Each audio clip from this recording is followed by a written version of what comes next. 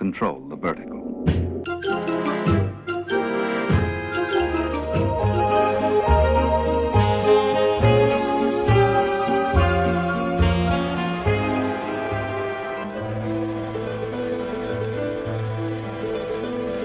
Welcome to Anthologic, the TV anthology podcast. I am your host, Mark. Anthologic is a podcast dedicated to exploring the good, the bad, and the odd of horror, science fiction, and the best of mystery, suspense, anthology shows and series on TV.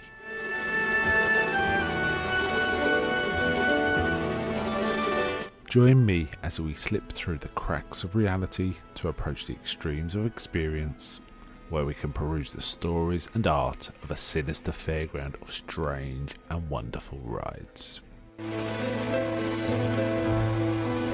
And now we go on to the show that is the focus of this particular episode.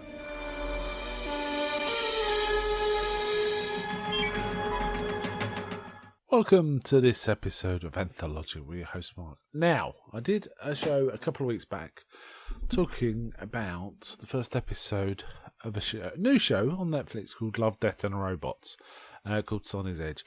However, I did mention in that show that I wanted to plough through this entire show because they were very short segments, sort of varied between 7 and 16 minutes. And I thought that it was an interesting premise. I thought I'd just try something a bit different.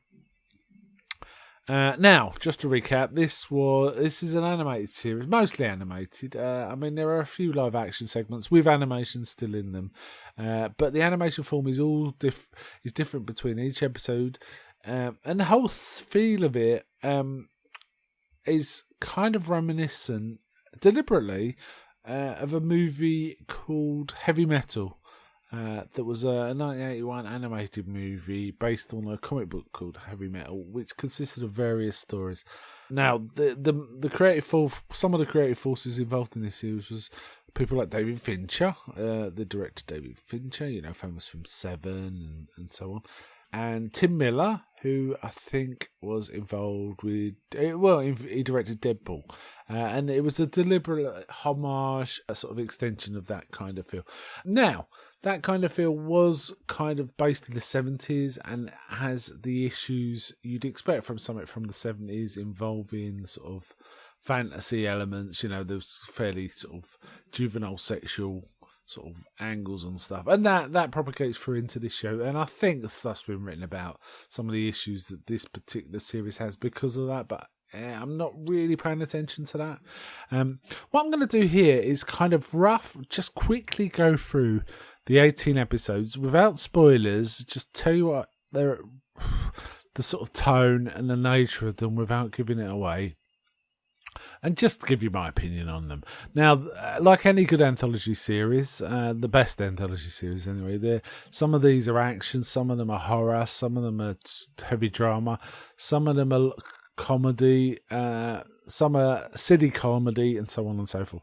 And I actually really liked the mix. I think it was kind of interesting. So, without further ado, let's crack on. The first, I should have said, this entire series was dropped on the 15th of March 2019 on Netflix. Okay, the first episode I kind of already talked about somewhat. That was Sonny's Edge. This one is like a drama, an action drama, and like many of the action dramas in here, and also CGI, a 3D CGI kind of thing, and like many of the action dramas of this, of that type of animation, is very reminiscent of the Animatrix. That's the kind of vibe you get. So Sonny's Edge is about sort of future gladiatorial combat using sort of genetically engineered beasts, but there's a bit more to it than that. I really like this one. I thought it was a good opener, and I'm glad they went with this. The second episode is its first comedy episode, and I really like this one. This, I think, is possibly my favourite comedy one. I think there's ones that are funnier, but I actually really just like the vibe and the feel of this one. I think it was good. 3 Robots is what it's called. Basically 3 robots walking around in some sort of dystopian future, kind of possible apocalypse event or something. We're not sure. But they're speculating on humanity. It's kind of fun. I really like this one. It reminds me a lot of 2000 AD short stories as well. It made me think of a 2000 AD strip called DR and Kinch for some reason. I do like the feel of this whole one. It's kind of cool. Number 3 is The Witness. This is 3D CGI, and it's one of those twisted the tail stories, so I'm not going to spoil any more, but basically something gets witnessed, and this leads to a chain of events that seem to be spiralling out of control. An interesting take. This is one of the more salacious episodes, it has to be said. Number 4 is one called Suits, which I kind of like this one. This is kind of a bit more 2D kind of animation, and it involves what appears to be a farming community protecting itself for some sort of dimensional rift. Creatures are coming through, and they've got this heavy duty equipment to sort of help deal with that. It reminded me a little of, there's a section I think in Matrix Revolutions where they've got these heavy-duty robots to fight off these robot sentinels that are attacking them. It kind of had that feel to it. I kind of like this. It's got a mix of old school Americana with this sort of high-tech stuff. It was cool. And I did enjoy this one. Number 5 is Sucker of Souls. This is something gets uncovered in a vault and has to be dealt with. This is an action horror. I like some of the stuff in this. There's a mix of English accents and American. They're dealing with something underground. They don't know how to deal with it, and there's a couple of laughs. There's something in some of these episodes. Cats seem to be prominent. Now, Cats was prominent in the 3 Robots episode, and it's prominent in this episode. It's kind of interesting. Dracula appears as a character in this too, if anyone's interested in that kind of thing. Again, good solid episode. I really liked it. Number 6 is the first dud for me. I really did not like this one. This was a comedy section, very short, and it's called When the Yogurt Took Over. I think the title kind of gives plenty away, so I'm not going to say much more. I just thought it was a one-note joke that would just stretch for 6 minutes, and it wasn't that funny. But the voiceover was funny, and I don't want to spoil it, so just go watch it. The person doing the voice, I should say. But the actual premise seemed a bit duff. The next one was called Beyond the Aquila Rift. Now this felt like a homage. Again, this was CGI, 3D CGI. This felt a bit like a homage to a film called Solaris. Much more the American remake version than the original Russian one, but it definitely had that kind of feel to it. There's something going on that's very sci-fi in concept. Kind of liked it. I did like this one. So yeah. Okay, number 8, Good Hunting. This was interesting. This was kind of culturally borrowing from all over the place. It was kind of talking about sort of early 20th century China, colonialism, abuse, how possible non-human life forms coexisting with humans. There's all sorts going on with it. It had a very anime kind of feel, and I kind of liked it. It was fine, but one of the less memorable ones for me.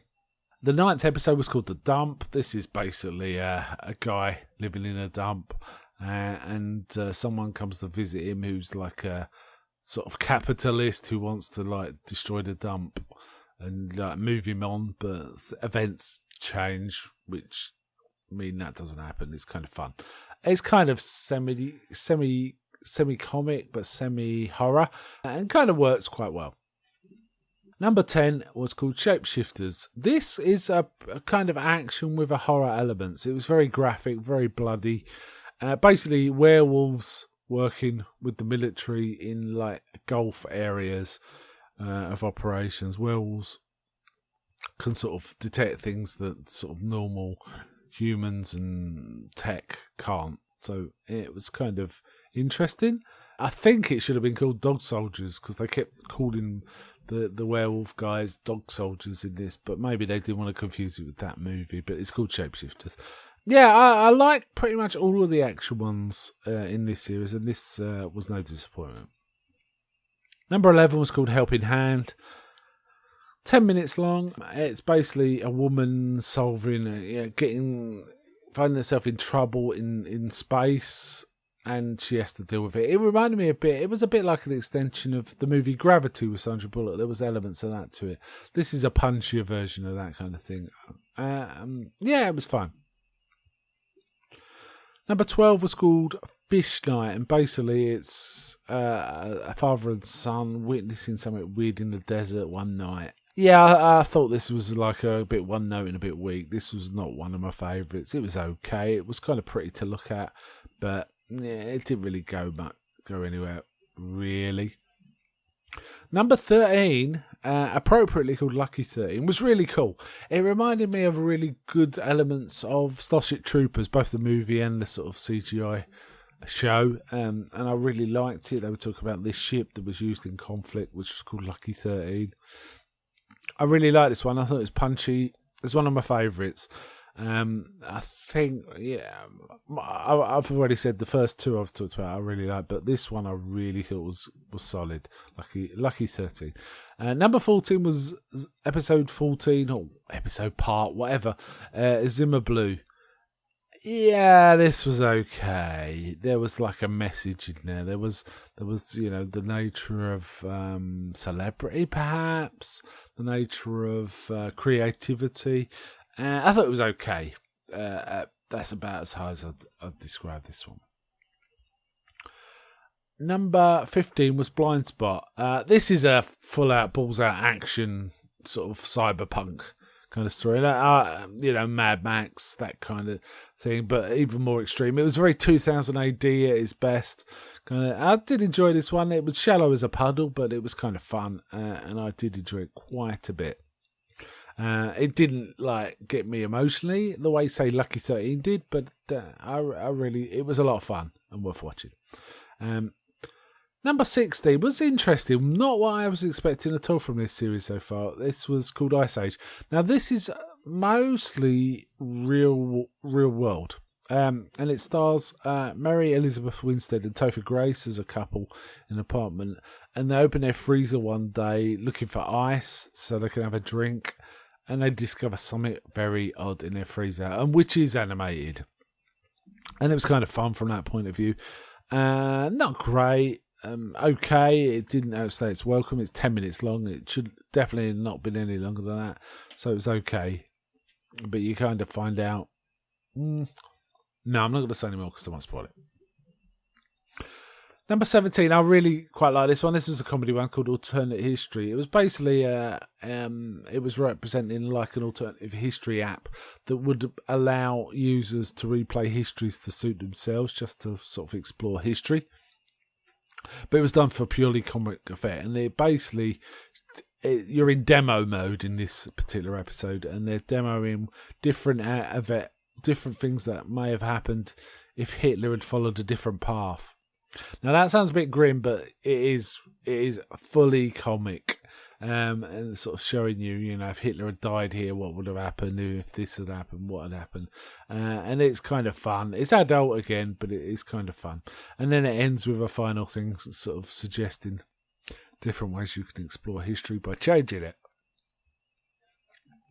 And finally, number 18 was called Secret War.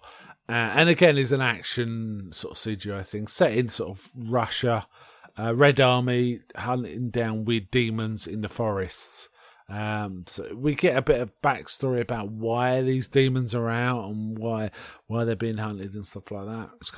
It's a bit Hellboy. There's elements of it that remind me of Hellboy, but I quite liked it. Right. Okay, so those are the 18, giving you a little taste. Most of them were 3D CG, some of them, but in different forms. For example, some of them were sort of tried to be more realistic, a bit like the Animatrix, say Last Flight of the Osiris kind of thing. Most of the action ones were kind of like that, but say Hitler, the Alternate Histories one with Hitler was a bit more like Toy Story kind of animation. So, there was all sorts going on. Of these, I think I've already mentioned the ones I thought were weakest. Is probably When the Yogurt Took Over, Zimmer Blue, Fish Night. those were the weak ones. But my favourite ones were like, 3 Robots, Sunny's Edge, Alternate Histories. Lucky 13, I think, was my favourite of them all. I think that's a very solid, interesting, emotionally engaging sort of story as well. Overall, the whole tone of the series is pretty solid. I would recommend it. I wouldn't even recommend skipping some. I'd say just watch them, because even the weak ones are only like 7 minutes, and that includes 2 minutes of end credits. So, you're not talking about more than a few minutes really to sort of take this in. And you may love the stories I don't like. They're totally all quite different, and I think some just suit me better than others, and they may suit you differently. So I'd watch them all.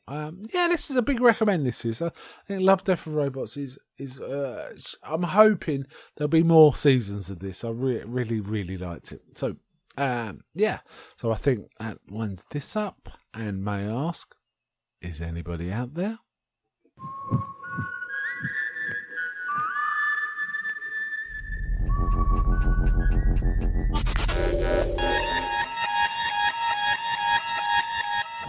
We now return control of your television set to you until next week at this same time, when the control voice will take you to